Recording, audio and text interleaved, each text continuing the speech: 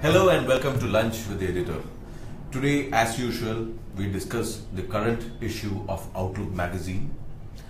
Our cover story this week is about Google becoming one of the most important, one of the richest Indian media companies without actually having paid for the content. So it is not just Google is not paying for the content. It is another very interesting facet that Google decides on digital ads, who gets what and also at what rate. So doing all these things, Google has almost gobbled up the Indian digital market, Indian digital media market, making a humongous profit, making humongous revenues of over 5,000 crores. Now the trigger of our investigation was a complaint, a sort of issue raised by the top Indian media companies, particularly Times of India and Indian Express. They came together to point out that Google is planning to have an ad blocker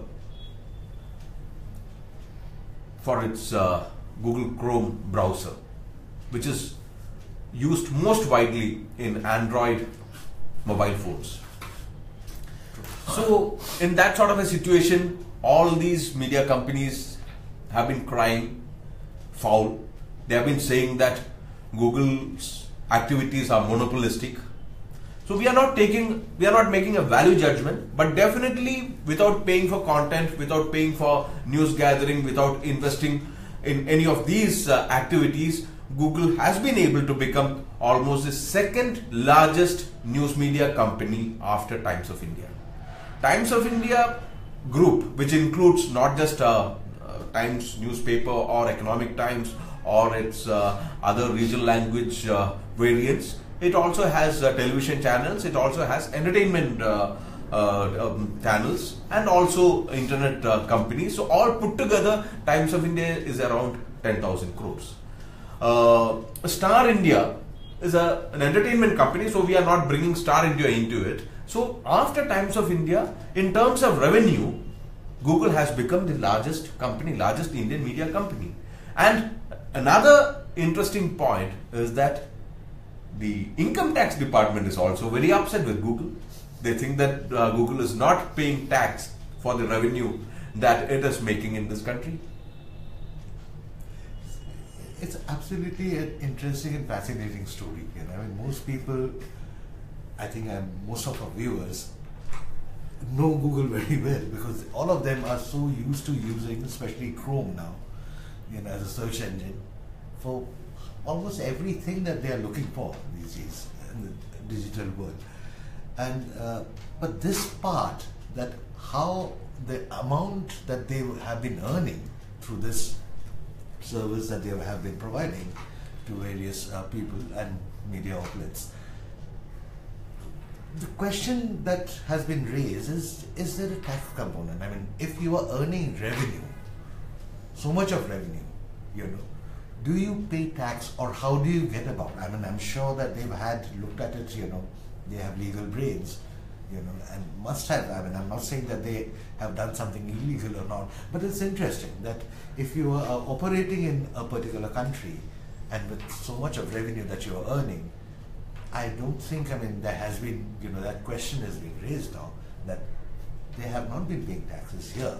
So our colleague Siddharth Mishra has really dug up very, very interesting nuggets of information, and also we also have an interview with the head of Indian Express, Anand Goenka, and also a column by Jagannathan. Very, very interesting pieces. I highly recommend the cover package to our readers and viewers. So that's our cover story for this week. The other interesting, important thing that we have been able to bring out is another facet of the Koregaon debate. Koregaon debate, the debate on the Koregaon battle, the battle between the Marathas and the British, about the Mahar valor. Everything got boiled down to the fact that or the imagined fact that it was a Mahar battle. It was not a Mahar battle. There was no Mahar regiment. Mahars were one small part of the British, the Bombay Native Infantry. The Bombay Native Infantry had met with Peshwa's forces, and Peshwa had Arabs. So it is not as if there was one community against another community. There were Marathas in Bombay Native Infantry as well. There were Marathas on the other side as well. So it was not as if one community was fighting another community. So if we are going to give so much importance to Koregaon, then interestingly we should give more importance to another battle which was much more decisive, that happened in 1799 in Srirangapatna. Srirangapatna, which was the capital of Tipu. Tipu's army again fought with Bombay Native Infantry, that is the British Army's Bombay Army, British East India Company's Bombay Army, and the company's Madras Regiment also. So these regiments, these forces also had a Mahar component, and Tipu Sultan was actually killed in action on 4th of May 1799.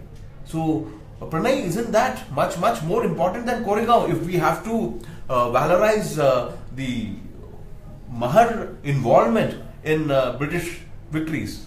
True. I mean, see, but we also have come to, we are going through a phase now, which is the reflection of a very aspiring society, where different communities, we see this reflection on trying to find their own space and trying to valorize, in a way, from the lineage from which they have come. So many of them, this contest we continue to see. I totally agree with you that in those days the composition of the army, if you look at, was not any community specific. They had picked up people from different communities, and most of them were mercenaries.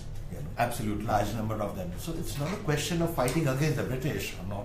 Whoever was available, whoever was paid, it was any other job. Absolutely. And that's the best, one of the best things that many of the farmers had, Whoever had owned a horse or knew a bit of, swordsmanship, and they all went for it. So it was a great opportunity for social mobility. Absolutely. So social mobility was what these individual soldiers were seeking, rather than any particular loyalty towards any particular king or any particular ruler. All rulers were obviously oppressive in the medieval era. True. And rather they would go for a ruler or a general who would ensure that, regular payment, and one of the things that we've seen, historians, and we have a column here, which Rajiv Lochan's brilliant column is there. Absolutely, where he explains that much of the time went in getting the, what was due. A lot of payment was not made to them, and for which half the time they had to spend, in getting back that money. That was one, and they would also go for those generals or rulers who will not endanger their life or the life of their horse. Exactly. Through diplomacy, if they could win, more than that. So that's the interesting part which is coming out. But Rajesh, this is something which we have been talking about, on a different thing. We were talking about Padmavati and this, that. I think different communities now will try and look for opportunities to, show... To reimagine one's own community's history. Meaning every community, every nation requires that myth making, and that is what we are looking at, So it necessarily may not be historical fact, all of them, or they can be questioned, or they will be challenged as they are being challenged. But I think, this is something which we will see even in the coming days. Absolutely. We also have a very comprehensive package on the new Bitcoin mania. So everybody is going after what is now suddenly become a new opportunity to make a lot of money. But beware, it's not going to be that easy, and it's not going to be safe either, as our colleague has found out. So that is the other package. Now this has become a sort of an opportunity for probably laundering money. So that is another very important package that we have got. the Bitcoin story. And so we hope that you'll pick up this the copy of our latest issue. That's all for today. Thanks.